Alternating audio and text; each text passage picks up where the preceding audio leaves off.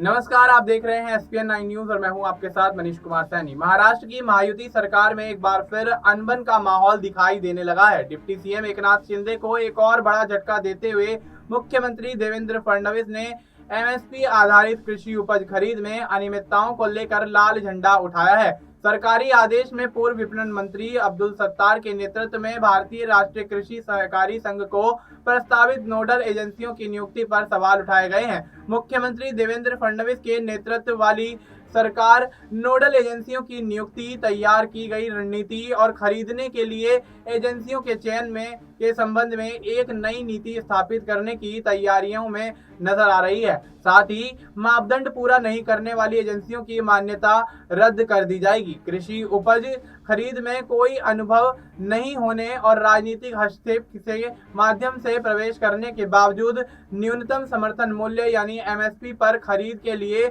Nodal NAFED सूची में शामिल नोडल एजेंसियों को लेकर सरकार सतर्क हो गई है। इन एजेंसियों की समीक्षा के बाद सरकार ने नई नोडल एजेंसियों पर निर्णय लेने और उसके संबंध में एक समावेशी नीति बनाने के लिए 6 सदस्यीय समिति नियुक्त की है। राजनीतिक हस्तक्षेप के कारण ऐसी एजेंसियों की संख्या बढ़कर 44 हो गई है, खासकर उन एजेंसियों के कारण जिन्हें प्याज और सोयाबीन की खरीद का कोई अनुभव नहीं है। 2 साल पहले तक राज्य में केवल 8 एजेंसियां ही कार्य किया करती थीं।